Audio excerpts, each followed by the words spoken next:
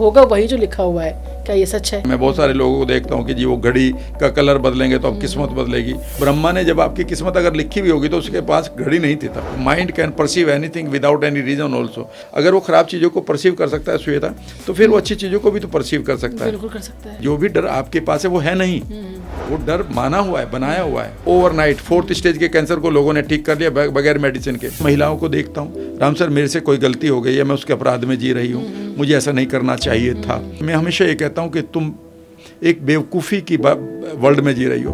In world ने, इस दुनिया ने आपके लिए एक पैरामीटर सेट कर दिया।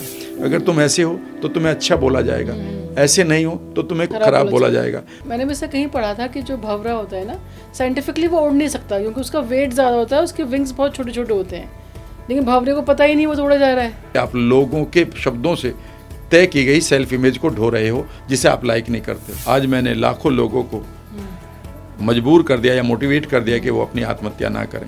हम बहुत जल्दी जल्दी स्टोरीज बनाने लगते हैं कि उसने क्या सोचा होगा, या मेरी टीचर क्या सोचेगी, या मेरे बॉस क्या सोचेंगे। इसका क्या सॉल्यूशन है? कहता मेरी बेटी अंतर्जातीय विवाह करना चाहती है पर मैं नहीं कर पा रहा हूँ। हाँ, मैंने कहा क्यों नहीं कर पा रहे हो? कि लोग क्या कहेंगे। पाप पुण्य होते हैं सर। ये जो डर छोटे छोटे जीवन में है, ये कभी भी अगर किसी के जीवन में आ रहा है तो कोई ऐसा शब्द आप उनको दे दें कि वो ये शब्द सोचे तो वो डर चला जाए। सेल्फ इमेज के लिए ऐसी 5 कौन सी चीजें हैं जो हमें हर इंसान को अपनी लाइफ में अपना लेनी चाहिए? पहली चीज है होइए वही जो राम रचि राखा, कहते हैं होगा वही जो लिखा हुआ है। लेकिन लिखा हुआ कैसे है? आपके कर्मों का असर आपकी डेस्टिनी पर कैसे पड़ता है? आज इन्हीं सब बातों पर हम चर्चा करेंगे। जी हाँ, आज हमारे पॉडकास्ट गेस्ट है द मोस्ट ट्रस्टेड और India popular NLP coach Ram Verma ji. Sir, welcome to our show. Thank you very much Shweta. Sir, आज हम बात करेंगे कार्मिक अकाउंट्स पर। कहते हैं जो होगा वही जो लिखा हुआ है, क्या ये सच है? हाँ, ये पार्शल सच भी हो सकता है, पर आपके पास बहुत सारी विजडम भी है कि आप उसे कैसे बदलते हैं, ये आपके भी हाथ में है। इसीलिए आप पूरी तरह से एक जगह पर अगर जा रहे हैं तो आप एक्सट्रीमिस्ट हो जाते हैं। आपको हर सोच में एक बैलेंस बनाना होगा। जब आप कर्म की बात करते हैं तो हम कर्म को कई बार ये मानते हैं कि आपकी डेस्टिनी ऑलरेडी लिखी हुई है। निश्चित रूप से बहुत कुछ शायद लिखा हुआ है, और अगर लिखा हुआ है या नहीं है तो उसके बारे में हम जानते भी नहीं हैं। कई बार मेरे एक मेंटोर कहा करते थे कि 3 तरह की चीज़ें होती हैं लाइफ में। एक है नॉन, जो आपको पता है, एक है अननोन, जिसकी आपको जानकारी होनी चाहिए, एक है अननोवेबल, यानी कि जिसको जानने से कोई फ़ायदा नहीं होगा। मान लेते मैं आपसे कह रहा हूँ कि मेरी डेस्टिनी में अगला पल क्या लिखा हुआ है, और आप उसको ब्रांड करते हैं कि अच्छा हुआ या गलत हुआ। अभी आपने तय कैसे कर लिया? कई बार तो हम ये मानते हैं कि जिस चीज़ को हमने ये माना था ये गलत हुआ, वो तो हमारे लिए बहुत अच्छा था। जब हम क्लेयरवॉयंस नाम की अपनी पावर को लगाते हैं कि यार मेरी लाइफ में वो घटना नहीं घटी, मैं इंजीनियर नहीं बना, मैं अपनी लाइफ में बताऊं कि मैं एक डिजर्विंग स्टूडेंट था 12th में IIT रुड़की के लिए। अच्छा। और जो वहाँ पर एक कोचिंग दिया करते थे, उन्होंने मुझे एक लेटर भी लिखा था कि आप हमसे कोचिंग करिएगा, आपको स्कॉलरशिप भी मिलेगी and you can pass it easily, because मैं मैथमेटिक्स का टॉपर था UP बोर्ड का, अपने डिस्ट्रिक्ट का। लेकिन उसके बाद हुआ ये कि मैं उसको नहीं कर पाया, बिकॉज पारिवारिक सिचुएशन ऐसी नहीं थी कि मैं गांव से शहर में जाऊं और इतना पैसे का खर्च उठाऊं 1978 में। तो मैं कई बार ये सोचा करता था कि यार मैं एक IITian नहीं बना जब तक कि मैं अपने एक मेंटोर से नहीं मिला, और उन्होंने मुझे एक लाइफ में, एक सेंटेंस में मेरी लाइफ को या उस पेन को बदल दिया।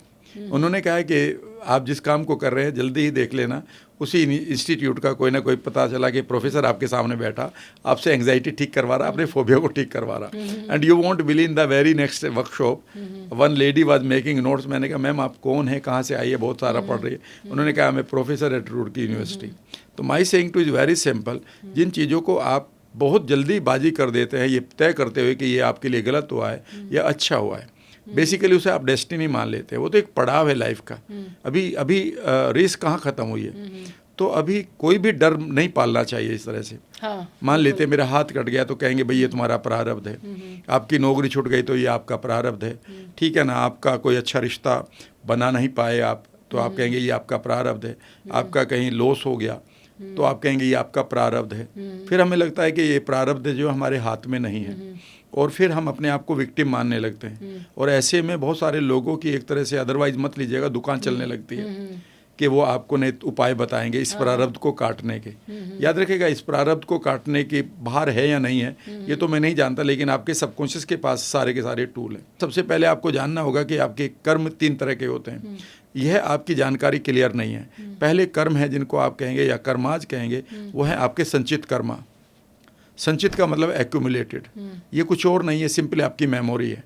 जितने परसेप्शन आपके पास पड़े हैं, कुछ आपने अपने आप अनुभव किए हैं, कुछ में आप रेस्पॉन्सिबल रहे हैं, कुछ ऐसी चीज़ें आपके साथ हुई हैं जिसमें आप रेस्पॉन्सिबल नहीं हैं। फॉर एग्जांपल, मैं गाड़ी चलाते हुए जा रहा हूँ, अचानक मुझे सामने एक एक्सीडेंट दिखाई देता है, मेरे सामने ही हुआ है, मान लेते हैं वहाँ पर खून पड़ा है और मैं डर गया और अंदर से एक थॉट आया, यार लाइफ इज़ अनसर्टेन, और आज से मुझे ब्लड को देखकर डर लगने लगा, है ना। कई बार किसी को बिल्ली से डर लगता है, किसी को ठीक है ना बंदर से डर लगता है, तो मत पता चला कि मुझे आज से ब्लड से डर लगने लगा। तो मेरा तो इसमें कोई रोल नहीं था, पर अब मैं इस डर के कारण सफ़र करूंगा। जब भी मुझे कोई रेड कलर दिखाई देगा या ब्लड दिखाई देगा या ब्लड की बात आएगी या ब्लड बैंक दिखाई देगा तो मेरी हार्ट बीट बढ़ेगी, या फिर मेरे अंदर कोई हार्मोनल इम्बैलेंस बनेगा, क्योंकि कोर्टिसोल तो रिलीज होगा ना जैसे आप स्ट्रेस में। अच्छा, मुझे मान लेते हैं इससे बीमारी होगी और वो एक बीमारी ऐसी है जो ठीक नहीं होती, तो अब लोग क्या कहेंगे, ये तुम्हारा प्रारब्ध है। मैं इसको प्रारब्ध नहीं मानता। बेसिकली आपके पास संचित कर्म है जिसे आप हटा सकते थे, क्योंकि आप इग्नोरेंट हैं, आपको नहीं पता कैसे हटाया जाएगा, इसलिए आप इसके कर्म फल को जिएंगे। जब जब आप रेड कलर को देखेंगे तो आपका कर्म फल आपके सामने आएगा। क्लियर है। तो ये पहला हुआ संचित कर्म जिसमें आप रेस्पॉन्सिबल नहीं थे। दूसरा संचित कर्म यह है कि जो आपने किसी मोमेंट पर किया, मान लेते हैं मैंने बचपन में चोरी कर ली और वो चोरी मान लेते हैं मैंने अपने कज़न के घर जाकर उनका कुछ पैसा चुरा लिया। जैसे ही मैं अब बड़ा हुआ और मुझे मेरे संस्कारों का पता चला, मुझे नई जानकारी दी गई, तो अब मुझे वो इवेंट क्या लगेगी, अपराध बोध से भरी हुई, मैंने ऐसा क्यों किया। तो ये मैंने बेसिकली, अगर मैं आज भी उसी पल में चला जाऊं और वही सिचुएशन हो, वही मेरी जानकारी हो, वही मेरा लालच हो, वही मेरी ज़रूरतें हो, वही मेरी अकल हो और वही मेरी लिबर्टी यानी कि स्वतंत्रता हो चुराने की, तो आज भी मैं उसी काम को करूँगा। पर हम बेसिकली क्या करते हैं, अधिकांश मैं महिलाओं को देखता हूँ, राम सर मेरे से कोई गलती हो गई है, मैं उसके अपराध में जी रही हूँ, मुझे ऐसा नहीं करना चाहिए था।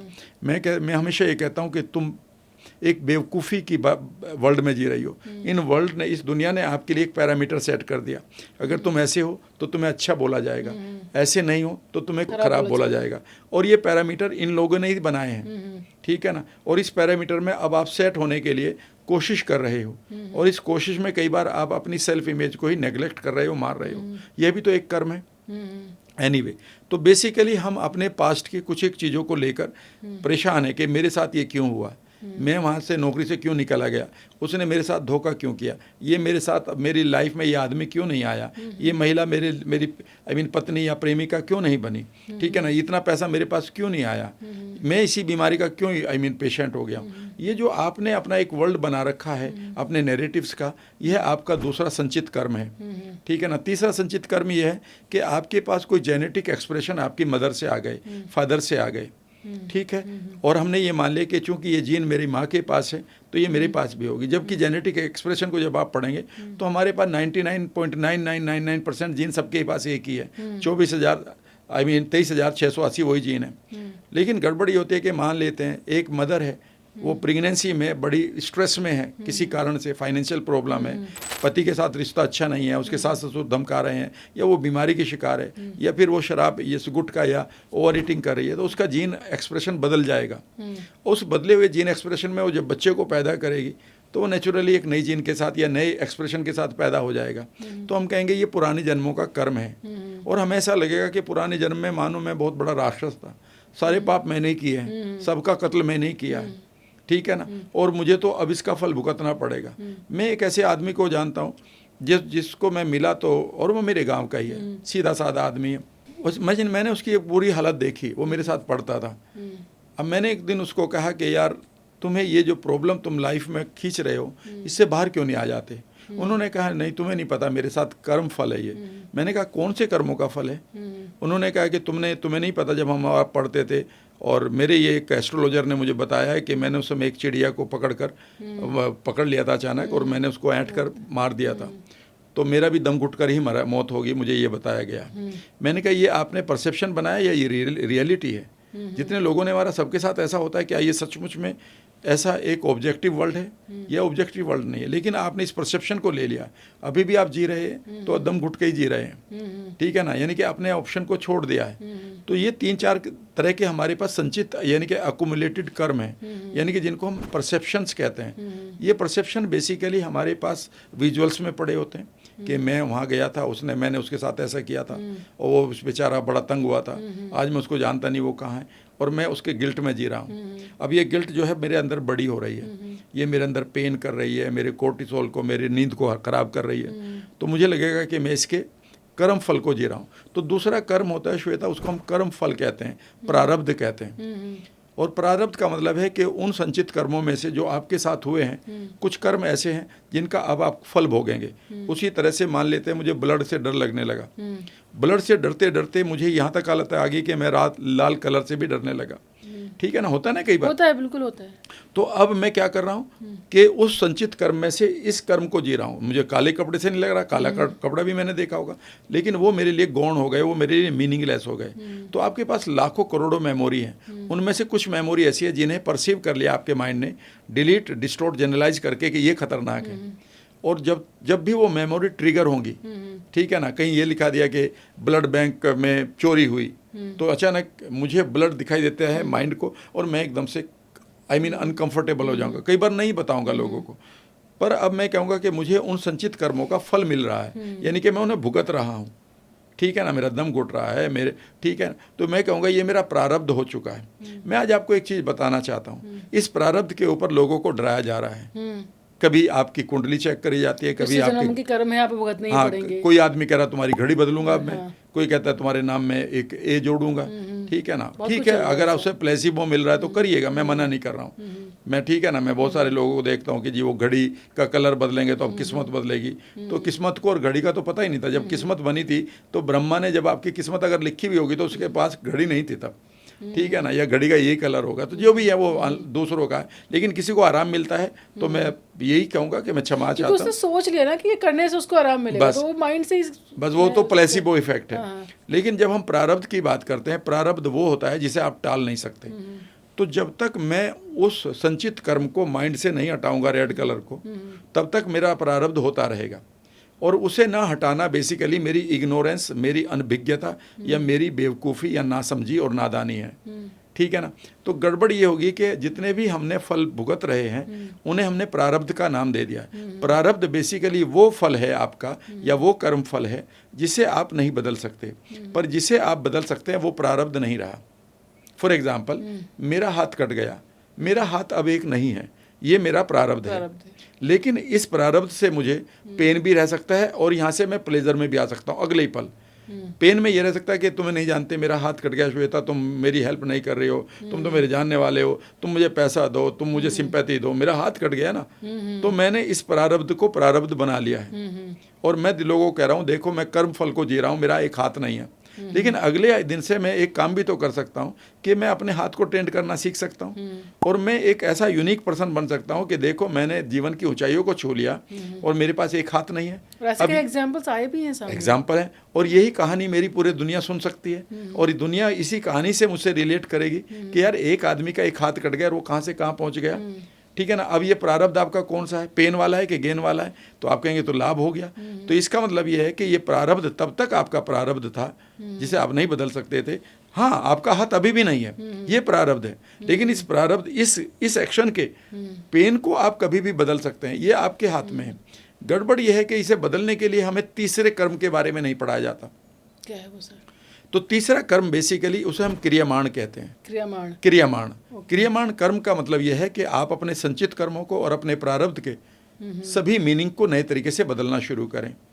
यहाँ पर आपको कोई नहीं रोक रहा है, न ये यूनिवर्स रोक रहा है। मैं अद्वैत पढ़ता हूँ, अद्वैत सिद्धांत, जिसमें कहा गया है कि हर एक थॉट को आपकी ये यूनिवर्सल एनर्जी सुनकर उसे पूरा करना चाहती है, ठीक है ना। अगर आज मैं ये कहने लगूँ कि मुझे मैं गरीब ना रहूँ, मैं गरीब ना रहूँ, तो गरीब ही बात कर रहा हूँ, तो वही सुनी जाएगी। मैं काला हाथी ना देखूँ, मैं काला हाथी ना सोचूं, तो काला हाथी दिमाग में रहेगा, ठीक है ना। अगर मैं कहूँ कि मेरे जीवन में बड़ा अंधकार है तो मैं अंधकार को जीवन से बाहर करो, हे भगवान अंधकार को जीवन से बाहर करो, कभी अंधकार बाहर नहीं होगा, क्योंकि अंधकार बेसिकली उसकी एंटिटी कुछ नहीं है, वो किसी चीज़ की कमी है और वह है रोशनी। मैं अंधकार को करोड़ों रुपए में बाहर नहीं निकाल सकता, लेकिन मैं 20 पैसे की एक मोमबत्ती उस कमरे में ला सकता हूँ। तो बेसिकली जो हमारा जो तीसरा कर्म है वह हमें कोई नहीं बताता, उसका नाम है क्रियमाण। इसे अंग्रेजी वालों शब्दों ने कहा है फ्री विल। फ्री विल का मतलब है कि when you are having freedom to create your choices. मेरा हाथ कट गया, अब मेरे पास कई चॉइस है। नंबर 1 कि मैं अपने पेन को सिंपैथी लेने के लिए बताता रहूं लोगों को, मैं अपनी सारी जिम्मेदारियां छोड़ दूं, या मैं अपने लोगों से कहूं कि भाई मुझे हेल्प करो, मेरा हाथ कट गया, ठीक है ना। ये मेरा एक पहला फ्री विल हो सकती है। मेरी दूसरी फ्री विल ये हो सकती है कि मैं इमीडिएटली अपने माइंड के अंदर जाऊं और जो मेरे साथ हुआ है मैं उसे स्वीकार करूं। इसको स्वीकार करने का मतलब है मैंने अपने हार्ट में से जो गुस्से के और जो बेकार रंजिशे की जो भावना खुद के लिए पाली है उनसे बाहर आ जाऊं। जो भी मेरे साथ प्रकृति ने किया है किसी विशेष घटना को घटाने के लिए किया है, क्योंकि विशेष चीज़ें विशेष लोगों के साथ होती है, ये सोचकर मैं इस दर्द से बाहर आकर एक नई शुरुआत करूं, तो वह शुरुआत मुझे नए लोगों से मिलाएगी, नई जगहों पर ले जाएगी, नई स्किल सीखने का मौका मिलेगा। नई स्किल सीखते हुए मुझे नई अपॉर्चुनिटी मिलेंगे, नए लोग मिलेंगे, वो लोग जो इस हाथ के साथ नहीं मिल रहे थे। तो अब जैसे ही मैं इस नई चीज़ को लेना शुरू करूंगा तो मैंने तो अपनी संचित कर्म को और प्रारब्ध को दोनों ही बदल दिया। भाई मैं इसको नहीं बदल सकता कि मैं किस माता पिता के यहाँ पैदा हुआ, ये मेरा प्रारब्ध था। लेकिन अगर माता पिता अगर गरीब हैं, मैं गरीब रहूं, तो ये प्रारब्ध मत मानिएगा, तो कर्म रहे। यह आपका सोचा हुआ एक डिसीजन है, ये विकल्प ले रखा आपने, इससे आप बाहर आ सकते हैं। एक आदमी को जेल मिली थी, जेफरी आर्कर को, उसने वही एक किताब लिख दी, $2 मिलियन उसको मिल गए। अब बताइए, उसने कहा कि उसका कोई क्या बिगाड़ेगा। अब वो कहेगा कि मैं 6 महीने जेल में रहा, और 6 महीने जेल में रह के वो रोता रह सकता था। उसने 6 महीने में एक बुक लिख दी। He is a very good writer. तो राइटर उसे वहाँ पर कोई परेशानी नहीं थी, फ्री टाइम मिलता था, उसने किताब लिखी, $2 मिलियन बाहर आ गए। तो अब वो किसके लिए है? मेरा कहने का मतलब है कि जो आपके साथ, मैं आपको एक कहानी सुनाता हूँ। ये कहानी एक आदमी की है जिसका नाम मैं अभी रिवील करूँगा। उसने लिखा है कि जब मैं 24 साल का था, तो वो 24 साल का जब था तो एक बाइक पर जा रहा था, वो गाना गाते हुए जा रहा था और बाइक को घुमाते हुए जा रहा था, जो 24 साल के लड़के घुमाते। अचानक उसके सामने एक ट्रक आ गया, मैक ट्रक, जो अमेरिका में बड़े ट्रक होते हैं, वो उसके नीचे चला गया, और नीचे चला गया तो बेहोश हो गया। इतना ही नहीं, वो टैंक फट गया और आग लग गई। जब उसकी आँख खुली 3 महीने 4 महीने के बाद किसी अस्पताल में, तो कोमा से बाहर आया, तो पता चला कि वो 90 to 95% जला हुआ है। 3 साल तक उसकी सर्जरी होती रही। बाहर आया, बाहर आने के बाद उसने तय किया, जब वो 27 साल का हो गया, कि अब मैं प्लेन यानी कि पायलट बनूंगा, प्लेन उड़ाऊंगा। उसने प्लेन उड़ाने की प्रैक्टिस करना शुरू की, और एक दिन जो सिंगल सॉर्टी मारते हैं, यानी कि अकेले उसको उड़ाना होता है, तो अचानक वो रनवे पे दौड़ रहा था, तो उसको कहा गया कि आप रनवे को उड़ाइएगा नहीं, कुछ टेक्निकल फॉल्ट है, आप इसमें ब्रेक लगाइए। उसने जैसे ही ब्रेक लगाया तो फिसलता हुआ रनवे की दीवार को टकराया। उसका कॉकपिट छोटा प्लेन था, और कॉकपिट जैसे ही टकराया तो उसकी रीढ़ की हड्डी टूट गई। रीढ़ की हड्डी टूटने का मतलब है अब दोनों के दोनों पैर उसके खराब हो गए। उसको एक बार फिर अस्पताल में लाया गया, और उसकी सर्जरीज होती रही। एक दिन उसकी नर्स जो उसे टेक केयर कर रही थी उसके पास आई व्हील चेयर लेकर, और उससे बोली, मिशेल तुम कभी आगे नहीं चल पाओगे। उनका नाम है W मिशेल, कभी गूगल करिएगा।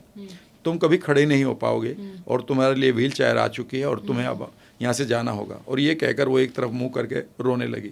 एक रिश्ता बन जाता है, क्योंकि W मिशेल हंसाता रहता था उसको हमेशा। रोने के बाद वो उसकी तरफ चेहरा किया, W मिशेल अभी भी मुस्कुरा रहा था। वो बोली कि क्या हुआ? उसने कहा कि आज शाम को क्या कर रही हो? उसने कहा कि मैं फ्री हूँ। उसने कहा कि आज मैं आपको पर्टिकुलर स्क्वायर पर आपका वेट करूँगा, इस व्हील चेयर पर, और ये हमारी मुलाकात अलग होगी। ये हमारी डेट की पहली मुलाकात होगी, और आप इस ड्रेस में आएंगे। उसने सोचा चलो W मिशेल के साथ एक रिश्ता है, एक नर्स का और एक पेशेंट का। उसने कहा ठीक है, आई विल कम। वो उसको अच्छा भी लगता था, बातें अच्छी करता था, पॉजिटिव था। वो शाम को मिले, वो लगातार 6 महीने तक मिलते रहे, और फिर उन्होंने शादी कर ली। W मिशेल ने तय किया कि वो एक बड़ा मोटिवेशनल स्पीकर बनेगा, फॉर्च्यून 500 कंपनीज का। उन्होंने अपनी कंपनी खोली, उसमें कई सौ लोगों को उन्होंने एम्प्लॉयमेंट दिया। वह सीनेट के इलेक्शन को लड़े, ठीक है ना, उसी व्हील चेयर से वो सीनेटर बने। उन्होंने लाखों लोगों को मोटिवेट किया, उनको उनके बारे में अमेरिका में कहा जाता था man who defies death every time, एक आदमी जो मौत को हर बार थका देता है। और उसने एक किताब लिखी है, what ever happens happens for a reason, जो कुछ भी होता है किसी पर्पज़ के लिए होता है। उसने कहा कि मेरे पास ये 2 घटनाएं घटी हैं, 2 बार मुझे विशेष संदेश मिला है कि मैं विशेष व्यक्ति हूँ। अगर मेरे पास ये नहीं होता तो याद रखिएगा मेरे पास वही एक बाइक होती, वही गाना होता। मुझे 2 बार बताया गया कि तुम्हें विशेष काम के लिए आए हो। आज मैंने लाखों लोगों को मजबूर कर दिया या मोटिवेट कर दिया कि वो अपनी आत्महत्या ना करें। तो आपने कैसे मान लिया कि उसकी रीढ़ की हड्डी टूटना गलत घटना थी या अच्छी थी? याद रखिएगा उसने कैसे ली इस चीज़ पर डिपेंड करता है। ये एक इवेंट नहीं है जो आपके साथ हो रही है, उसको प्रारब्ध बनाना या उसको खूबसूरत गेन बनाना ये आपके हाथ में है कि आप उसे कैसे लेते हो। हर एक इवेंट में आपके पास हजारों ऑप्शन है और कहानी याद रखिएगा ख़त्म हो जाती है उसी वक्त जब आप आदमी कहता भाई ये मेरा कर्म फल है, यानी कि अब आपकी कहानी ख़त्म हो चुकी है, अब आपके लिए सिर्फ सिंपैथी गेन करना है। तो मैं ये मानता हूँ। मैंने वैसे कहीं पढ़ा था कि जो भंवरा होता है ना, साइंटिफिकली वो उड़ नहीं सकता क्योंकि उसका वेट ज़्यादा होता है, उसके विंग्स बहुत छोटे छोटे होते हैं, लेकिन भंवरे को पता ही नहीं वो तो उड़ा जा रहा है। Yes. तो कहीं ना कहीं आपकी सोच बहुत मैटर करती है। जैसे हम घर में बैठे हैं और घर अस्त व्यस्त है और कोई गेस्ट आ गया सडनली, तो वो आया, वो आपसे मिला और वो चला गया, बट हम क्या सोचते हैं कि पता नहीं उसने क्या सोचा होगा, पता नहीं ये आप सब फैला हुआ था, किसी तरीके से बात नहीं की, तो हम बहुत जल्दी जल्दी स्टोरीज बनाने लगते हैं कि उसने क्या सोचा होगा या मेरी टीचर क्या सोचेगी या मेरे बॉस क्या सोचेंगे अगर मैंने ऐसा कह दिया तो लोग ज़्यादातर इसी चीज़ में घूम रहे हैं। तो इसका क्या सॉल्यूशन है कि हम कर्म जब कर रहे हैं हम ये बिना सोचे से करें कि हमें कर्म करना है, हम ये सोचते हैं कि सामने वाला क्या सोचेगा। ये जो डर है ना, ये बिना मतलब का एक फोबिया की तरह लोगों ने पाल रखा है। लोग क्या कहेंगे। मैं एक आदमी से मिला, उन्होंने कहा यार मैं बड़ा परेशान हूँ और मैं मार्शल कौम से आता हूँ, ठीक है ना, ठाकुर, यादव, राजपूत, जाट, गुजर, ठीक है ना, तो मैं मार्शल कौम से आ रहा हूँ। उन्होंने कहा प्रॉब्लम बताओ क्या है। उन्होंने कहा प्रॉब्लम यह है कि मैं अपनी बेटी से बहुत प्यार करता हूँ। मैंने कहा ये तो अच्छी बात है, प्रॉब्लम नहीं है, प्रॉब्लम बताओ। कहता मेरी बेटी अंतर्जातीय विवाह करना चाहती है और लड़का बड़ा अच्छा है पर मैं नहीं कर पा रहा हूँ। हाँ, मैंने कहा क्यों नहीं कर पा रहे हो? कि लोग क्या कहेंगे। मैंने कहा आंखें बंद करो, मैं आज आपसे कुछ सवाल पूछता हूँ। और मैंने उससे सवाल जो पूछे वो एक काउंसलिंग के तरह थे। मैंने कहा जो मना करने वाले लोग हैं मेरे हाँ करते रहना, कौन है उसमें से? क्या रतन टाटा मना कर रहे हैं? उन्होंने कहा नहीं। मैंने कहा स्वामी विवेकानंद? उन्होंने कहा नहीं। मैंने और ऐसे ही नाम लिए बहुत सारे जो ट्रांसफॉर्म सेल्फ इमेज थे, वो मना कर रहे हैं नहीं। अच्छा ये बताओ और कौन मना कर रहा है, ढूंढो। पता उसने क्या बोला? कहता सर ऐसा लग रहा है कि मेरे यहाँ एक आदमी ट्रैक्टर चलाता था, वो नौकर था मेरे यहाँ, वो कुछ कह रहा है कि बाबूजी क्या भला ये भी कोई बात है क्या? मैंने कहा सिर्फ आप उसके लिए रुक रहे हो, यानी कि आपके अंदर जो मना करने वाली सेल्फ इमेज है वो विजडमफुल नहीं है। यानी कि अगर मना करना है तो अपनी बेटी के साथ बैठो और इसके प्रोस एंड कॉन्स ढूंढना शुरू करो, टेक्निकली, लॉजिकली, फिर देखो कि इसमें क्या बात है। लेकिन अगर आपके पास जो इमेज है बेसिकली वही तो डर है। ये आपके पास जितने भी डर हैं, जितने भी फोबिया हैं, वो तो इरेशनल हैं। यानी कि जो भी डर आपके पास है वो है नहीं, वो डर माना हुआ है, बनाया हुआ है। कई बार लोगों को ऊंचाई का डर है तो वो ऊंचाई पर नहीं जाते। किसी को डर बिना मतलब का है कि पानी का डर है। किसी को लगता है कि मेरी चारपाई के नीचे सांप तो नहीं आ गया। 20वीं मंजिल पर भी लोगों को ये डर आ रहा है। तो जब आप ये मानते हैं कि ये जज करके मुझे क्या मानेंगे, तो बेसिकली आप अपनी सेल्फ इमेज को इतना छोटा कर चुके हैं जिसको सिर्फ दुनिया की वैलिडेशंस का फ़र्क पड़ता है। आपकी खुशियों का नहीं, आपकी ग्रोथ का नहीं, आपकी सक्सेस का नहीं। आप सिंपल, मेरे लिए हमेशा एक ही रूल होता है, क्या मैं इस काम को करते हुए किसी के राइट्स को एक्सप्लॉइट कर रहा हूँ? अगर नहीं तो मैं कर सकता हूँ। नंबर 2, क्या यह टेक्निकली या संविधानिक रूप से मैं कोई गलत कर रहा हूँ? नहीं। क्या ये मेरी इनर वैल्यूज़ को मैच तो नहीं कर रहा? मेरी इनर वैल्यू है कि मैं किसी को कभी भी किडनैप नहीं कर सकता पैसे के लिए, मैं किसी को बिना मतलब गाली नहीं दे सकता, मतलब से भी नहीं दे सकता। मेरा कहने का मतलब ये है कि जो आपकी आइडेंटिटी है वह कहीं आपने ऐसी तो नहीं बना रखी है कि जो आपको बिना मतलब बोझ दे रही है। समझने की कोशिश करो। बना रखी होगी तो कैसे? अगर बना रखी है तो फिर आप उसके प्रारब्ध को जिएंगे। इसीलिए आपके पास क्रियामान एक एक्शन है कि आप देखो कि आप इंटरनल वर्ल्ड में कौन है। लोग मुझे राम वर्मा NLP ट्रेनर कहते हैं, श्वेता ने भी यही बोला है। लेकिन याद रखिएगा मैं NLP ट्रेनर नहीं हूँ, मैं चेंज मेकर हूँ। मैं लोगों को बदल रहा हूँ, मेरे पास वो बच्ची आती है जो कह रही है कि मेरा एग्ज़ाम, मुझे मैथ से डर लगता है, और मैं 15 मिनट के बाद वो कहते हैं कि मैं मैथ्स को ऐसे हिट कर रही हूँ जैसे फुटबॉल को करते हैं वो, जो कि मैंने ही पिक्चर बनाई है। जब मैं पिक्चर बनते कैसे सर? इतना आसान तो नहीं है, क्योंकि ज़्यादातर लोग तो ये ऐसे जीवन जी रहे हैं। अगर आप ये सोच रही है, ये भी बेसिकली आप ही की सोच है, आपका माइंड याद रखिएगा। एक कभी आपने जो गुस्सा आता है उसकी कोचिंग करी है? नहीं करनी ना। जो डिप्रेसिंग थॉट आते हैं कभी सीखने गई हो कहीं? कहीं नहीं। जो डर लगता है कभी कोई भी उसकी कोई कोचिंग करी है? याद रखिएगा, your mind can perceive anything without any reason also. अगर वो अच्छी चीज़ों को, अगर वो ख़राब चीज़ों को परसीव कर सकता है श्वेता, तो फिर वो अच्छी चीज़ों को भी तो परसीव कर सकता है। बिल्कुल कर सकता है। बिल्कुल है ना। जब एक सेकंड में आप किसी गुस्से को, किसी डर को, किसी डिप्रेशन को लर्न कर सकते हो, तो आप उसी समय पर कामनेस को, कॉन्फिडेंस को और हेल्थ को भी तो आई मीन परसीव कर सकते हो। पर आपको बता दिया गया नहीं वो मुश्किल है। अरे भाई, आपके माइंड के लिए कोई और आसान और मुश्किल नहीं है, वह आपका बताया हुआ है। आपका माइंड नहीं जानता कि आपकी बीमारी की स्टेज क्या है, यह आपका पैथोलॉजिस्ट जानता है, जो आपको बिलीव देता है कि आपकी बीमारी इस स्टेज में आ चुकी है। आपके पास 4000 से ज़्यादा रेफरेंसेस ऐसे हैं मेडिकल साइंस के पास, जहाँ पर डॉक्टर्स ने ये बताया हुआ और ये सब पढ़े हुए हैं कि ओवरनाइट, मैं कह रहा हूँ ओवरनाइट 4th स्टेज के कैंसर को लोगों ने ठीक कर लिया बगैर मेडिसिन के। जब उनको ये कह दिया गया अब कोई मेडिसिन काम नहीं करेगी, तुम जाओ यहाँ से, एंड दे डिसाइडेड समवेयर, या उनके पास कोई बड़ा भाई था एंड उन्होंने हील कर लिया। ऐसे 4000 से ज़्यादा रेफरेंसेस डॉक्टर्स के पास हैं। आप कभी किताब पढ़िए क्वांटम डॉक्टर में, डॉक्टर दीपक चोपड़ा का स्टेटमेंट है कि ऐसे रेफरेंसेस को नहीं पढ़ाया जा रहा है। ऐसे डॉक्टर्स हैं जहाँ पर, जिनका नाम एक आई मीन डॉक्टर हैमर है, जिन्होंने खुद के कैंसर को ही नहीं बल्कि 6,500 ऐसे कैंसर पेशेंट को ठीक किया है, सिर्फ उनके बिलीफ को बदलकर, सोच को बदलकर, इमेजेस को बदलकर, जिनकी दवाइयाँ पॉसिबल नहीं थी ठीक करने के लिए, और उसमें से 6100 लोग ठीक हुए हैं। The result goes to 95% without medicine. Doctor Coldwell हैं, लियोनार्ड कोल्डवेल, जिन्होंने किताब लिखी the only answer to cancer, जिन्होंने 30,000 से ज़्यादा पेशेंट को ठीक कर लिया। आप इन रेफरेंसेस को नहीं देखते ना। चक्कर यह है कि जब हमें एकदम से क्या बता रखा दुनिया ने, कैंसर लाइलाज है, ये कैंसर बताने आया कभी आपको? नहीं, दुनिया बताने आई ना। और दुनिया ने कितनी हज़ारों बार बता दिया, and your belief has become I mean permanent. याद रखिएगा, शेर ये जंगल का राजा है, ये शेर को नहीं मालूम, ये मास्टर जी ने हमें बता रखा। शरीर और माइंड किसी भी बीमारी को ठीक करने की क्षमता रखता है, और ऐसे रेफरेंसेस हजारों हैं।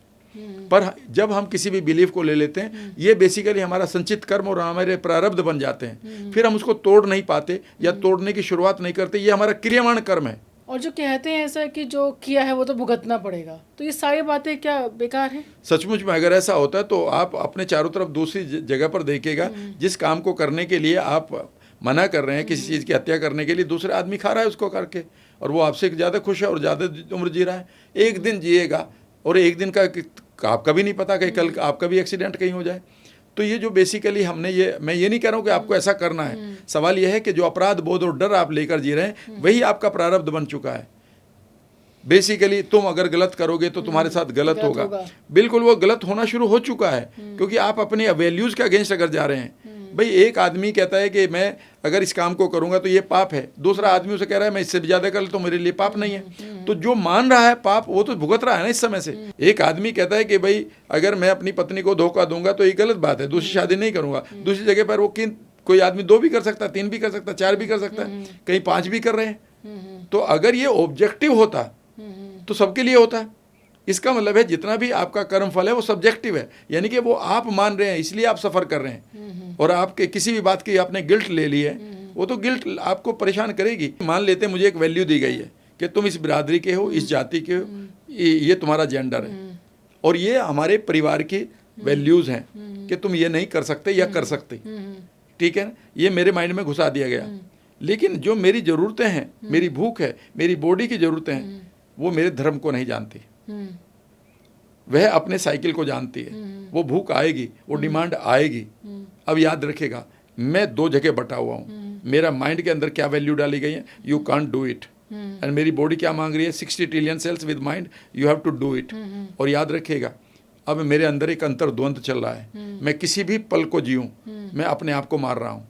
चाहे मैं इसको जीऊँ या तो इसको मार रहा हूँ, और इसको जीऊँ तो इसको मार रहा हूँ। याद रखिएगा, इसीलिए लोग इंटरनल अंतर्द्वंद के कारण, अपने इंटरनल कन्फ्लिक्ट के कारण गिल्ट और अपराध के शिकार हो रहे हैं। मेरे मेंटोर कहा करते थे, इस समाज में जिसमें तुम जी रहे हो, याद रखिएगा, यह गिल्ट रिडन सोसाइटी है। बहुत सारे दर्शक इससे वाकिफ, इससे जरूरी नहीं कि मुझसे वो एग्री करें। बिल्कुल सर। उन्होंने कहा कि तुम एक मेल हो, मैंने कहा जी हूँ।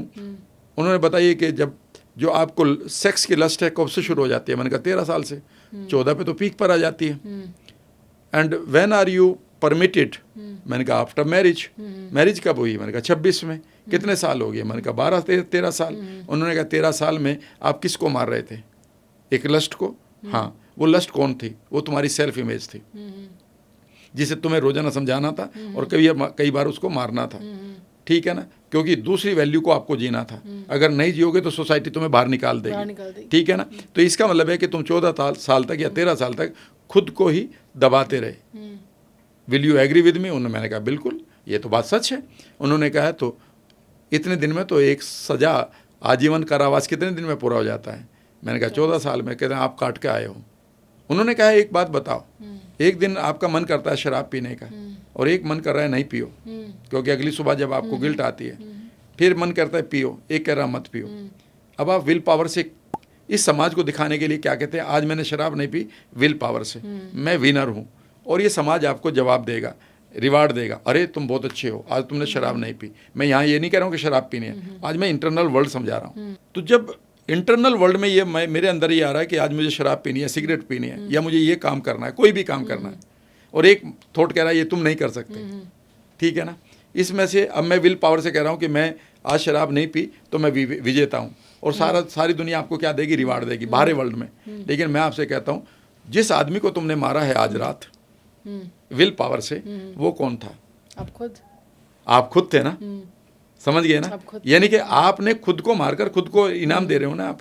यानी कि खुद को मार के समाज के कायदे को मान रहे हैं ना। यानी कि एक हाथ काट कर एक हाथ ले रहे होता। आप ये विजेता हो, दुनिया आपको जरूर दे रही है।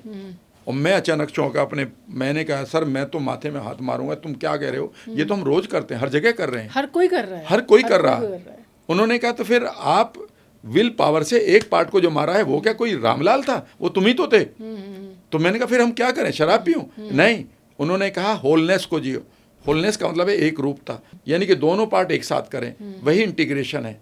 इस पार्ट को मुझे बताना पड़ेगा कि शराब के नुकसान क्या है, और इसको ये बताना पड़ेगा कि शराब ये क्यों मांग रहा है। तो उन्होंने कहा कि आप दोनों हाथों को सामने लाइए, और इसे मैं कई बार उन लोगों से कराता हूँ जो मल्टीपल रिलेशनशिप में जाकर भी खुश नहीं रहते। ठीक है ना, और ये एक NLP की एक्सरसाइज भी है।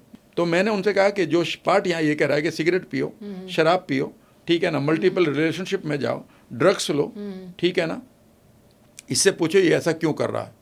तो मैंने कहा इसलिए ऐसा कर रहा है कि इसे रिलीफ चाहिए, इसे रिलीफ चाहिए। ये रिलीफ ही तो चाहिए ना, इसका पॉजिटिव इंटेंशन ये है।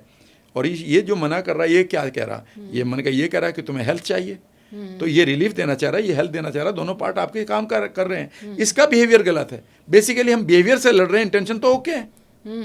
जो बच्चा आपकी फाइल फाड़ रहा है, आपको काम नहीं करने दे रहा है, आप कई बार फाइल हटाते हो, फिर वो आपकी कार तोड़ता है, वो कार हटाते हो, फिर वो आपके लैपटॉप को तोड़ता है, तो लैपटॉप छुपा के रखते हो।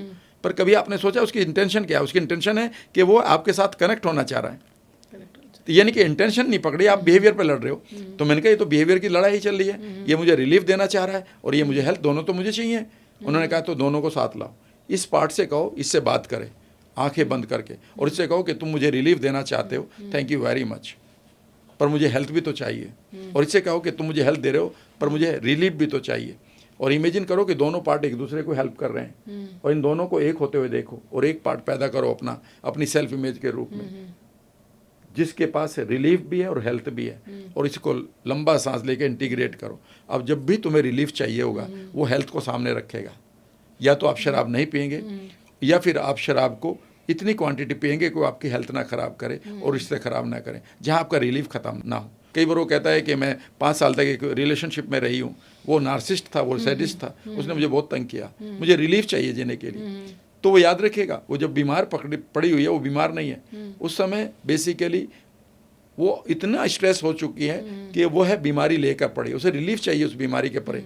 तो रिलीफ जैसे ही मिलेगा तो एकदम से उसको इंटीग्रेशन, इसको हम पार्ट्स इंटीग्रेशन कहते हैं। अब बताइए कि कौन से आप किस कर्म को नहीं बदल सकते हैं, कर्म के मीनिंग को बदल सकते हैं। कई बार लोग कहते हैं कि मैंने पास्ट में ऐसा कुछ कर लिया, तो मैं उन्हें समझाता हूँ कि पास्ट के उसी टाइम में जाओ, वहाँ पर तुम पे इतनी अकल थी, आज तुम्हें गलत लग रहा है। हाँ, तो इसका मतलब है कि तुम्हारी जो आज की जानकारी है ये तुम्हें परेशान कर रही है। उस समय तो तुम अगले दिन भी तुमने वही काम किया था और मल्टीपल टाइम्स किया था, क्योंकि तुम उस पर्टिकुलर स्टेट में थे। तो उसको आप कैसे आज अपराध मान सकते हो? आज जब तुम बड़े हुए हो, जब तुम्हें इवोल्यूशन हुआ है, और आज जो तुम कर रहे हो ये तुम्हें 5 साल बाद अपराध लगेगा। बेसिकली हर एक संदर्भ में, हर एक कॉन्टेक्स्ट में अपने कंटेंट को देखना शुरू करें। हम गड़बड़ क्या करते हैं, ये समाज बहुत चालाकी से कुछ लोगों को द्वारा चला दिया जाता है। तुमने ये किया था, ये पाप है। अरे पाप तुम्हारे अनुसार है, लेकिन उस कॉन्टेक्स्ट में यही करना था। पाप पुण्य होते हैं सर? मुझे आपसे एक बात बता दीजिएगा, झूठ और सच होना चाहिए और पाप पुण्य क्या होना चाहिए? मैं आपसे पूछता हूँ। मेरी ह्यूमन वैल्यूज़ ये हैं कि मैं लोगों को हेल्प करना चाहता हूँ। अचानक मेरे पास एक ऐसा इंसान है जो मेरे बहुत क्लोज है, या क्लोज नहीं है पर मेरी ह्यूमन वैल्यूज़ है, और वो आईसीयू में है, और डॉक्टर कहता है मुझे ये 3000 का इंजेक्शन अभी चाहिए, सामने इंजेक्शन है और मेरे पास 3000 नहीं है। अब मुझे क्या करना होगा? और वो मुझे पैसे नहीं देगा फ्री में, भीड़ लगी हुई है। पता है मेरे पास एक ऑप्शन है, ऑप्शन ये है कि मैं उसका इंजेक्शन निकलवाऊँ, उसे कहूँ यार इसका बिल बना दे, और इंजेक्शन उठा के भाग जाऊँ और मैं डॉक्टर को दे दूँ। उस आदमी की जान बच जाएगी। उसका कोई बेटा भी होगा, उसकी कोई बहन भी होगी, उसकी माँ भी होगी, ठीक है ना? और वो इस देश का कोई बहुत अच्छा आदमी बन सकता है, उसकी जान बच गई। पर मैं कौन हो गया हूँ समाज की आंखों में? चोर। समझ गए ना? अब बताइए, और चोर को क्या मिलेगा? पुण्य के पाप।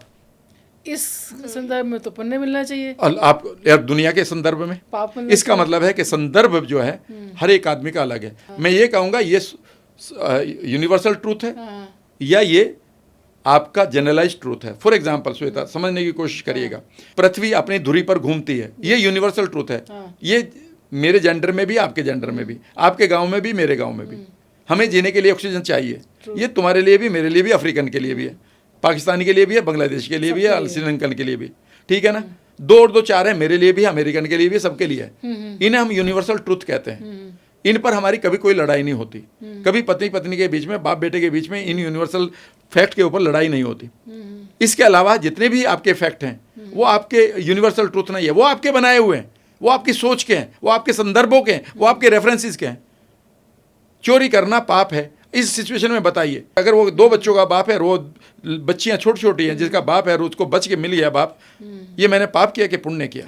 लेकिन उस आदमी की नज़रों में मैं कौन हूँ जिसके 3000 रुपये का मैंने इंजेक्शन चुरा लिया, और उन लोगों के बीच में से मैं भागा हूँ जो मेरे पीछे भागे थे, जिसने मेरी शर्ट भी पकड़ ली थी, उन लोगों के लिए मैं कौन हूँ? चोर हूँ ना? इसका मतलब है कि आपके संदर्भ में क्या है, यह आपके लिए संदर्भ तय करेगा। गड़बड़ी यह होगी कि हमने संदर्भ हटाकर कंटेंट पर ध्यान देना शुरू कर दिया। ऊनी कपड़े अच्छे होते हैं, नहीं, ऊनी कपड़े अच्छे होते हैं सर्दियों में, समझ गए? तो संदर्भ है सर्दियों में। जीवन में लोग आपका कॉन्टेक्स्ट हटाकर आपके व्यक्तित्व को खराब कर रहे हैं।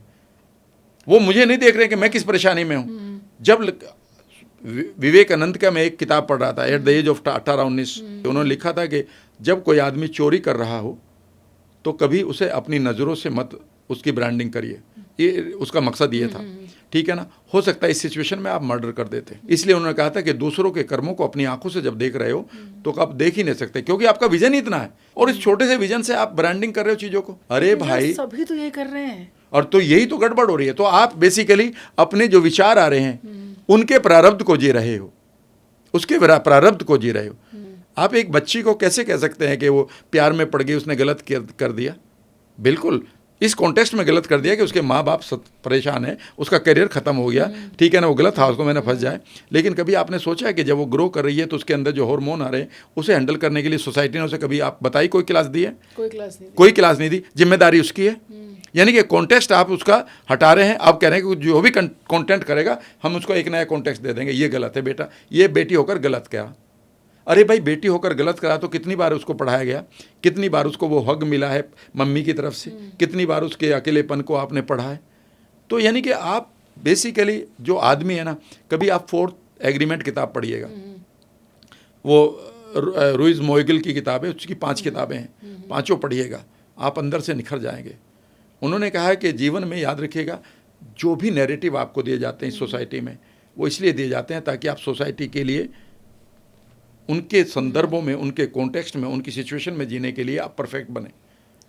अगर आप इसके बाहर आएंगे तो सोसाइटी उसको उसे बाहर निकाल देगी इम्यूनिटी से।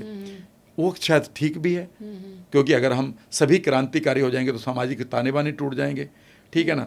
तो बेसिकली हमें ट्रेंड किया जाता है सोशल ताने बाने में रहने के लिए, और फिर डराया जाता है कि तुम देखो ऐसा करोगे तो तुम्हारे ये हो जाएगा, जन्म के बाद ये हो जाएगा, तुम्हें वो हो जाएगा। लेकिन क्या ये सचमुच में सबके साथ एक मैथमेटिक्स का रूल है? नहीं। अगर ऐसा होता तो सबके साथ होता। तो बेसिकली ये जो प्रारब्ध है आपका, वो आपकी सिर्फ सोच है। कई बार मुझे क्या मालूम है कि अगले पल पर आपकी कार चोरी हो रही, तो वो बढ़िया हो रही कि गलत हो रही। आप कह रहे हैं कि सर मैंने नई कार चुराया, खरीदी थी, वो चोरी होगी, इसमें अच्छा क्या हुआ? और अगर आपको अगला सीन में बता दूं कि इस कार का बड़ी बुरी तरह से एक्सीडेंट होने वाला था जिसमें तुम होती, तो आप कहोगे हे भगवान बच गई मैं तो।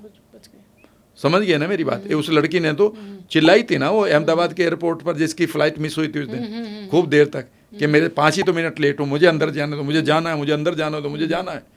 और सिर्फ 32 सेकंड के बाद वो रिलीव्ड फील कर रही थी कि वो नहीं है उसमें। तो हाउ डू यू नो कि आपके लिए क्या अच्छा हो रहा है या क्या गलत हो रहा है, या जो हो रहा है वो अच्छा और गलत किस संदर्भ में है? उस संदर्भ में जो आदमी उसे देख रहा है और उसकी आंखें बहुत छोटी हैं, तो उन लोगों के जजमेंट करने से क्यों फर्क पड़ रहा है? तो सेल्फ इमेज के लिए ऐसी 5 कौन सी चीज़ें हैं जो हमें हर इंसान को अपनी लाइफ में अपना लेनी चाहिए? पहली चीज़ है कि आप अपने आप को पहला काम करें, you are always wise for others. मेरा इसमें कुछ नहीं, मैं अपने मेंटोर को बता रहा हूँ जिन्होंने NLP को मेरी लाइफ में ढाला और मुझे बीमारियों से बचाकर लोगों को हेल्प करने के लिए कहा। पहली चीज़ है we are wise for others. मैं आपके लिए वाइज हूँ, आप मेरे लिए बता देंगे राम सर इधर नहीं इधर से उतरना है, यस और नो। जब मैं गलत रास्ते पे उतरूँ आपके ऑफिस से भी, तो आप क्या कहेंगे? राम सर इधर से, because you know the answer. तो we are wise for others. तो पहला काम है, जब मैंने अपने मेंटोर से कहा कि अगर हम दूसरों के लिए ही अक्लमंद है तो मैं अपने लिए अक्लमंद का बनूं, उन्होंने कहा बिकम द अदर यू, यानी कि तुम अपने आप को अलग बैठा कर देखो। पहला काम है। तो देखो कि पिछले इस लाइफ में आपके ऐसे कौन से पैटर्न्स हैं जिनको आपको नहीं करने चाहिए थे, आप अपनी ग्रोथ के खुशी के लिए और सामाजिक ताने बाने और इस कॉन्स्टिट्यूशन के लिए, ठीक है ना। लेकिन उसमें आप ये भी देखो कि जो तुम्हें करना चाहिए था, क्या वो तुम कर पाए या सिर्फ दबाए बैठे हो? लेकिन उससे किसी के वैल्यूज तो नहीं हर्ट हो रही है। ऐसा तो नहीं कि मेरे अंदर की जो लस्ट है, मान लेते हैं एक मेल लस्ट है और मैं किसी को बदतमीजी के साथ पेश कर रहा हूँ, किसी की बेटी के साथ, किसी की बहन के साथ। इसे मैं अलग तरीके से भी तो कर सकता हूँ ना, कि भाई मैं उसका एक लाइफ पार्टनर बनने की बात करूँ और मैं पहले डिजर्व करूँ। समझ गए मेरी बात? तो हर एक जो डिमांड है आपकी, वह आपको एक गाइड भी कर सकती है और आपको कातिल भी बना सकती है। जो फीलिंग ऑफ सर्टेनिटी है, जो ह्यूमन नीड है। तो पहली चीज़ है become the other you and see who you are and what you are doing. दूसरा है, जब आप जो भी चीज़ करेंगे वो करेगा जो आप हैं। तो सबसे पहले आप ये देखें, अपने पास में जाएं, हु यू आर, आप कौन हैं। आपके टीचर ने आपसे कहा यू आर इडियट, तो वो इडियट पढ़ा है, ठीक है ना। फिर आपके पेरेंट्स ने कहा you are good for nothing, तुमसे ये भी नहीं होता, फिर वो आइडेंटिटी आ गई। फिर आपके पार्टनर ने कह दिया यू आर इररिस्पॉन्सिबल, फिर आपके बच्चों ने कह दिया आपने हमें दिया ही क्या है। और जगह जगह आपने अपनी सेल्फ इमेज को डिस्टोर्ट या कमज़ोर होते हुए देखा है। तो इसका मतलब ये है कि आप लोगों के शब्दों से तय की गई सेल्फ इमेज को ढो रहे हो, जिसे आप लाइक नहीं करते हो। ज़्यादातर लोग ढो रहे हैं। सवाल ज़्यादातर का नहीं है, सवाल ये है कि जो अब मेरे मेंटोर ने मेंटोरिंग करते हुए, इस वर्ड को मैंने दिया था पहली बार ट्रेनिंग इंडस्ट्री को, सेल्फ इमेज। बेसिकली इस सेल्फ इमेज को बाहर लाना है। कैसे? यहाँ पर आपको होपोनोपोनो की एक एक्सरसाइज कराता हूँ मैं आपको। मान लेते हैं आप किसी भी जगह श्वेता परेशान है, मान लेते हैं आप बार बार कर्ज लेकर कर्ज में फंस जाती हैं, बार बार डिप्रेशन में जा रही हो, बार बार गुस्से में अपने रिश्ते को ख़राब कर रही हो, बार बार बीमार पड़ रही हो। इमेजिन करो चुपचाप बैठकर कि आपके अंदर की सेल्फ इमेज आज आपके सामने है। वह आप ही की शक्ल की है, लेकिन वो चूँकि आपकी पास्ट की है तो वह एक आपकी बच्ची की तरह है, छोटी बहन की तरह है, आप ही का एक पार्ट है, मान लेते, ठीक है ना। तो होपोनोपोनो में 4 वर्ड 4 सेंटेंस होते हैं। लोग रटते रहते हैं, I am sorry, please forgive me, thank you, I love you. ये वर्ड की तरह नहीं रटने हैं भाई, ये इमोशन होती हैं। तो पहले जो भी आपकी लाइफ में है, मान लेते हैं अपराध बोध में आपकी सेल्फ इमेज दबी पड़ी है, ठीक है ना। यार मुझे भाई के लिए ये करना चाहिए था, पिताजी के लिए ये करना चाहिए, मुझे उस दिन ये नहीं करना चाहिए था, मैंने किसी को गलत प्रोमिस करके दिल तोड़ रखा है, मैंने कोई गलत किसी के साथ किया हुआ है, मैंने किसी गलत दे। तो हम अंदर से दबे हुए लोग हैं। जो बाहर की वैल्यूज़ को लेकर अंदर की दुनिया को ख़राब करते हैं। जब बाहर की वैल्यूज थी तो बाहर की दुनिया को खराब करते हैं, पर हम क्या करते हैं, बाहर की वैल्यूज से अंदर की संसार को खराब कर लें। और अंदर कौन है? तुम ही हो, और वो दबी बैठी है।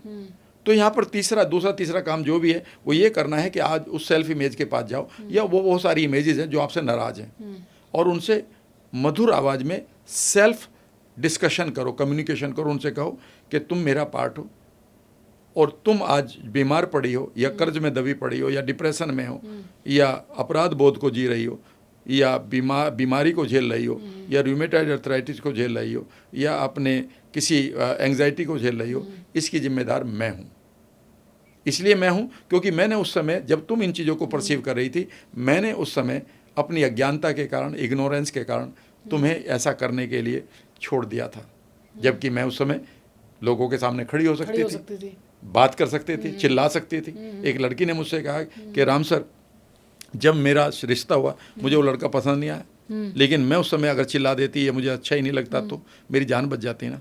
और आज मैं उस रिश्ते में रहकर मुझे कुछ भी नहीं मिल रहा, इतना भी नहीं मिल रहा है कि 2 वक्त की रोटी भी हो। कपड़े तो बहुत दूर की बात है, सब अपने आप करना पड़ता है, और एक आइडेंटिटी को झेलना पड़ता है, जीना पड़ता है कि मैं किसी की बहू भी हूँ और किसी की पत्नी हूँ। अब तो माँ की भी आइडेंटिटी आ गई, और इन आइडेंटिटी में मैं पिस रही हूँ, मुझे तो कुछ नहीं मिला। समझ गए ना? ठीक है ना? तो मैंने उनसे कहा कि आप इमेजिन करो, आप सबको बता रहा हूँ कि आज उसे कहो सेल्फ इमेज को कि मैं कहीं चूक गई जिसके कारण तुमने ये परसीव कर लिया है, मैं इसके क्षमा प्रार्थी हूँ, मुझे क्षमा दो, मैं इसके लिए सॉरी फील कर रही हूँ। और धीरे धीरे उस कम्युनिकेशन को 2-3 घंटे तक करो, आपकी आंखों में से आंसू आएंगे। इमेजिन करो कि धीरे धीरे वो सेल्फ इमेज आपकी तरफ देख रही है, रूठी हुई बच्चे की तरह, फिर वो धीरे धीरे आपके अपने आंसू को पोंछ रही है। फिर उससे कहो कि तोड़ो इस जंजीरों को और आओ मेरे गले लगो। और धीरे धीरे इमेजिन करो कि वो सेल्फ इमेज बड़ी हो रही है। उसको इमेजिन करो कि नई ड्रेस में आप देख रहे हो, नए फेशियल ग्लो के साथ देख रहे हो, और फिर उसे गले लगाकर बोलो थैंक यू वेरी मच। अब उसके फ्यूचर की बात करो कि चलो आज से हम फ्यूचर को करते हैं, आज से हम इन जजमेंटल वर्ड पर नहीं जाएंगे, आज हम अपने क्रियामाण को ठीक करेंगे, आज से हम अपने फ्यूचर की बात करेंगे, अगला 2027 हम ऐसे डेवलप करेंगे। और उसे देखना शुरू करो क्वांटम अट्रैक्शन की तरह कि वो चीज़ें आपकी लाइफ में हो रही है, और जैसे वो आप सेल्फ इमेज आपके साथ चल रही है, वो आपको वो अलाउ कर रही है कि हाँ मैं तुम्हारे साथ चल रही हूँ फ्यूचर के लिए। और उसके साथ फिर इंटीग्रेट करते कहो आई लव यू। आप पहली बार खुद के साथ इंटीग्रेट करेंगे। अभी तो हम अपने साथ मैं कोई और हूँ, मेरी सेल्फ इमेज कोई और है, और सही बात तो हम अपनी सेल्फ इमेज को नहीं लाइक करते। हमें बचपन में ऐसे क्या था कि इंसान एक सामाजिक प्राणी है, पहले ऐसे प्राणी भी नहीं कहते, कई बार एनिमल बोलते हैं। तो हमें लगता है कि समाज के साथ रहना है, हम एक सामाजिक जीव हैं और हमें इसी के हिसाब से चलना है। लेकिन जो सेल्फ लव की बात आप कर रहे हैं, सेल्फ इमेज की आप बात कर रहे हैं, क्या कभी इस पर हमने ऐसा कोई डिस्कशन देखा, या कभी ऐसे कोई हमने कुछ ऐसे लिखा कि हम खुद से प्यार कैसे करें? आपको एक बात बताऊं, तभी सीखते हैं जब हम समस्या में हो। सारी दुनिया आपको मैनिफेस्टेशन पढ़ा रही है। हाँ? मैं एक सवाल करता हूँ, ध्यान से सुनिएगा। 2 वर्ड दे रहा हूँ आज, क्रियामाण से कहाँ कहाँ जाएगी। अगर आपका वेट 30 किलोग्राम है और आप 1000 किलो की, मैं मोटिवेशनल स्पीकर बनकर आपको कहूँ 1000 किलो का वेट उठाओ श्वेता, होगा जो देखा जाएगा।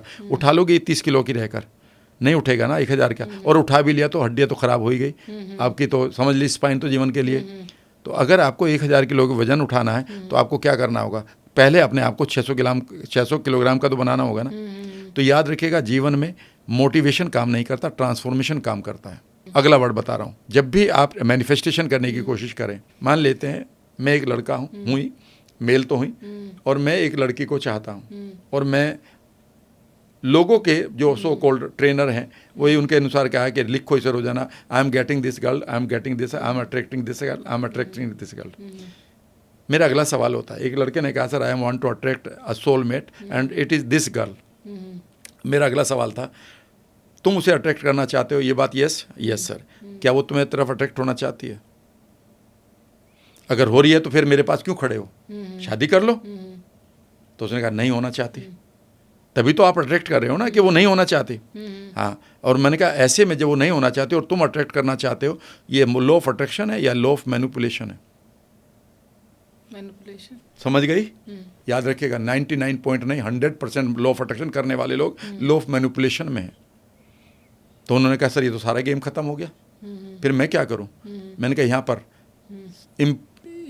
अगला वर्ड है कि ये लड़की किसी को अट्रैक्ट जरूर करेगी। यस, हाँ, क्या तुम उन लोगों में से एक हो जो डिजर्व करते हैं? अपने आप को डिजर्विंग बनाओ। यानी कि तो किसको डिजर्व करूं मैं? Sir my skin is good, my face is good. मैंने कहा सेल्फ की बात कर रहा हूँ, सेल्फ को डिजर्व करवाओ।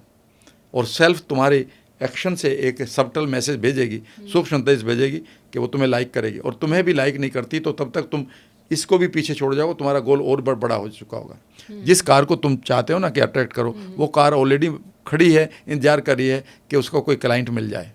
What ever you are seeking is seeking you. तो ये एक्सरसाइज दोबारा रोज करनी चाहिए, कैसे करनी चाहिए? आप 3 बार कर लीजिएगा, तीसरी बार के अंदर आपको ऐसा लगेगा जो इनर वर्ल्ड भरा पड़ा था आपकी सड़ी हुई सेल्फ इमेज से, दबी हुई सेल्फ इमेज से, गुस्सैली इमेज से, वो सारी खाली हो चुके हैं। और ऐसा लगेगा कि आपके अंदर एक नई ऊर्जाओं से भरी एंजल्स मानो आपके पास आ चुकी हैं।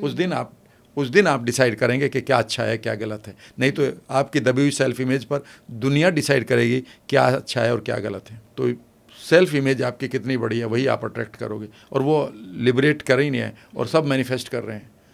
यानी कि 30 किलोग्राम के वजन पर आप सारे के सारे कह रहे हैं आज हम 1000, एक दिन आएगा 1000 किलोग्राम का वेट उठाएंगे, आप हड्डी तोड़वा के बाहर आ जाएंगे। पहले 600 ग्राम के हो जाओ। आपके जीवन में 2 ही कर्म होते हैं श्वेता, याद रखना। या तो ऊपर वाला आपको लर्निंग देता है या आपको रिवार्ड देता है।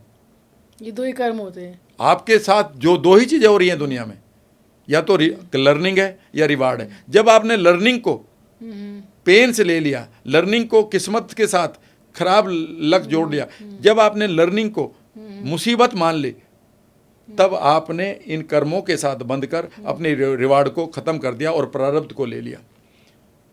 मेरे पास आज पैसा नहीं है, मैं कंगाल हूँ, ठीक है ना, और मेरी किसी ने बेइज्जती भी कर दी है जब मैं उनसे पैसा मांगा या खाना मांगा। याद रखिएगा ये एक लर्निंग भी तो है। आपका पास्ट आपकी सबसे बेहतरीन पाठशाला है आपके भव इष्ट को तैयार करने के लिए, जिसको भविष्य कहते हैं। नहीं चलिए, कई बार ऐसा होता है कि लोग बहुत गिल्ट में जी रहे हैं। बहुत लोग हैं जो किसी ना किसी गिल्ट को लेकर चल रहे हैं, किसी को धोखा देने का, किसी के पैसे मारने का, कुछ पेरेंट्स से बदतमीज़ी से बात करने का, अपनी वाइफ से को धोखा देने का। बहुत तरीके से अलग अलग गिल्ट से लोग जी रहे हैं। ये गिल्ट आता कैसे है? क्या ये गिल्ट आना सही है? देखिए, गिल्ट नहीं आना चाहिए पर आएगा, क्योंकि आपने वैल्यूज़ बना दी ना। मान लेते मुझे ये पढ़ाया गया कि बेटा किसी के साथ ऐसा करने से आप लड़की की ये वैल्यूज़ हैं ये नहीं होती, तुम्हारी बुआ जी इतनी अच्छी थी, तुम्हारी वो थी और वो फला देवी ऐसी, जो भी पढ़ाया गया, तो आपके दिमाग में एक पिक्चर बना दी गई परफेक्ट गर्ल की। यस और नो? और अचानक आपके अंदर एक दूसरा इंसान भी बैठा हुआ है जो गर्ल है, जो परफेक्ट नहीं है, जो गर्ल है। उसने कोई गलती कर दी, गलती नहीं कर दी, एक्शन ले लिया। अभी गलती बड़ी भी ना डालो, उसने एक एक्शन ले लिया जो इससे मैच नहीं करता, तो दुनिया आपको गिल्ट बताएगी, क्योंकि अब आपका ये पार्ट कह रहा है ये गलत था। और वो आप जितना भी गिल्ट है बेसिकली वो गिल्ट नहीं है, वो इंटरनल कन्फ्लिक्ट है। यानी कि एक काम जो आपको नहीं करना था कुछ वैल्यू को लेते हुए, वो आप कर गए, क्योंकि दूसरी वैल्यू भी सामने खड़ी हो गई। जितने भी डिसीजन होते हैं वो 2 तरह के होते हैं। एक होता है लॉजिकल कि सिचुएशन कोई नहीं आई, अब आप मुझे बहुत सारे सत्संग पढ़ा रहे हो। सवाल यह है कि जब रियल सिचुएशन आती है, कौन सी बॉल को कैसे खेलना है, कोच बड़ी अच्छी तरह से आपको बता देता है। और जब 140 की स्पीड से बॉल आती है ना टेस्ट मैच में, और आपके शॉय करके निकलती है, कोच कहाँ बैठा होता है?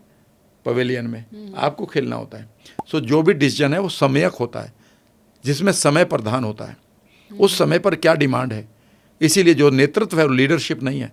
नेतृत्व का मतलब होता है जब आपके नेत्र ही तत्व हों, यानी कि जो आपकी सेंसेस हैं वो क्या कह रही हैं, आपकी इंटरनल सेंसेस क्या कह रही हैं।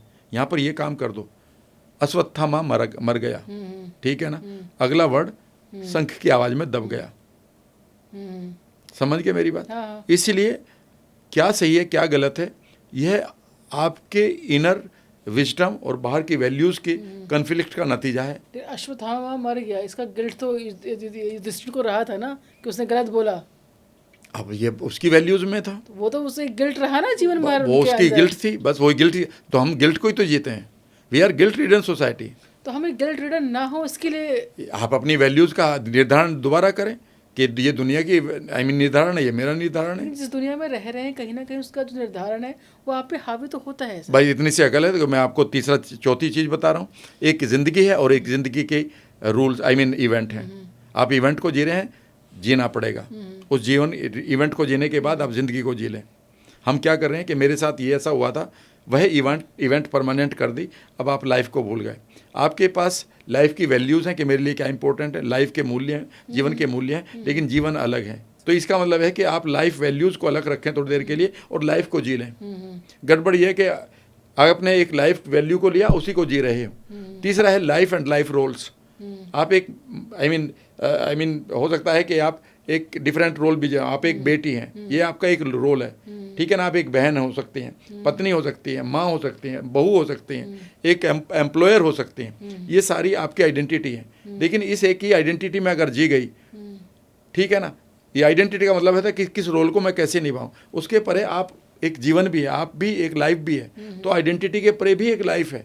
प्रायोरिटी क्या होनी चाहिए इंसान? प्रायोरिटी दोनों, आपको दोनों पूरे करने हैं। जब आपको पत्नी बनी है तो पत्नी का रोल भी पूरा करना है। जब मेरे सामने 4 लेडीज बैठी हैं, एक माँ है, एक बेटी है, एक पत्नी है, एक बहन है, जब मैं माँ के साथ बात करूंगा तो मैं कौन हूँ? बेटा हूँ ना। तो मैं कौन सी वैल्यूज को जीऊंगा? बेटे की। यानी कि मैं यहाँ पर ऊंची आवाज में नहीं बोल सकता, बोलूंगा तो लॉजिक होगा, माँ को समझाने की बात करूंगा। लेकिन जैसे ही मैं बहन की तरफ जाऊंगा तो उसके साथ मैं झगड़ भी लूंगा, ऊंचा भी बोल दूंगा, उसकी भी सुन लूंगा, ठीक है ना। और बेटी के साथ उसके पास उसको मैं थप्पड़ भी लगा सकता हूँ और गले से भी लगा सकता हूँ। और अगर मैं अपनी पत्नी के साथ हूँ तो मैं वहाँ माँ के बेटे के रोल नहीं कर सकता, बहन के साथ पत्नी के पत्नी की बात नहीं कर सकता। कहने का मतलब यह है कि आपको जब क्लियरिटी हो जाए कि मेरे जीवन की वैल्यूज़ क्या हैं और मेरे रोल्स क्या हैं, मेरी पहचान क्या है और मैं कौन हूँ, तो आप गिल्ट फ्री होने लगेंगे।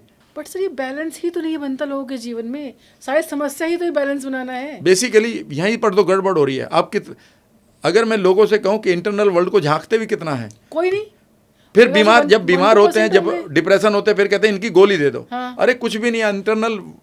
जब आपने कहा था कि मैं इंटरनल वर्ल्ड में ये सब चीज़ें चल रही हैं, तो इमेजिन करो कि एक रोल में दबी हुई श्वेता है, उसे जाकर थैंक यू बोलो, लव यू बोलो, सॉरी बोल लो कि भाई मैं मेरी से दर्द, लेकिन तुम जियो। अपनी बच्चे को भी तो ऐसे ही बोलते हो ना कि यार तू फेल हो गया, कोई बात नहीं, हम तेरे लिए खड़े हैं, तू जी इस पल को, नाच ले, आज मेहमान आ रहे हैं। जरूर करनी चाहिए अगर आप बैलेंस लाइफ में चाहते हैं तो। देखिए, जब तक आप इंटरनल वर्ल्ड में जाकर अपनी सेल्फ को लिबरेट नहीं करेंगे, तब तक आप बाहरी वर्ल्ड में इल्यूमिनेट और रेडिएट नहीं करेंगे। यथा पिंडे तथा ब्रह्मांडे, जो आप बाहर खिलना चाहते हो वह खुशबू आपके अंदर से आएगी, आपके डीओ से नहीं रहेगी। रियल एक्सपीरियंस है जो एनएलपी के माध्यम से कार्मिक अकाउंट्स किसी के ठीक हुए हों?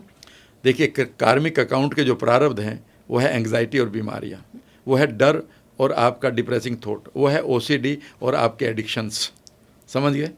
वो सब जितने लोगों के आप चाहते हैं उतने आप ले सकते हैं। एक आदमी फ्लाइट पकड़ता है अमेरिका से, मुझसे मिलने आता है नोएडा एक्सटेंशन में मेरे ऑफिस में, सर मुझे 10 मिनट बात करिए, मैं एक ऐसी एडिक्शन से परेशान हूँ जिसको मैं छोड़ नहीं पा रहा हूँ, खाने का, चबाने का।